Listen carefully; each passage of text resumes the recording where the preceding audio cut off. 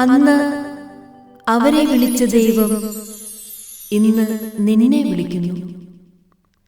കാരണം ഈശോ മിശിഹ ഇന്നലെയും ഇന്നും എന്നും ഒരേ ആൾ തന്നെ.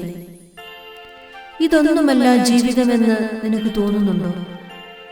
നിന്റെ സന്തോഷങ്ങൾ നിന്നെ മടുപ്പിക്കുന്നുണ്ടോ? ഈശോ നിന്നെ വിളിക്കുന്നു കൂടെയായിരിക്കാൻ, ലോകം മുഴുവനും വേണ്ടി പ്രാർത്ഥിക്കാൻ, അവിടുത്തെ കീർത്തനങ്ങൾ ആലപിക്കാൻ, സുവിശേഷം പ്രസംഗിക്കാൻ,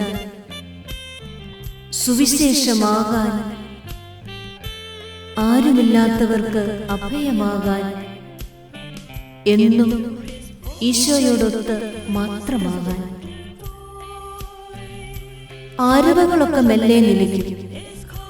കൂട്ടെന്ന് കരുതിയവരൊക്കെ മെല്ലെ അകന്നുപോകും.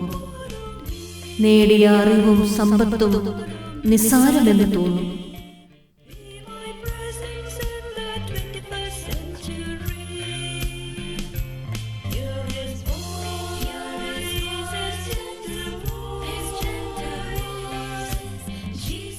ഒടുവിൽ നിന്റെ ഏകാന്തതയിൽ നിന്നോടൊപ്പം ഈശോ മാത്രം.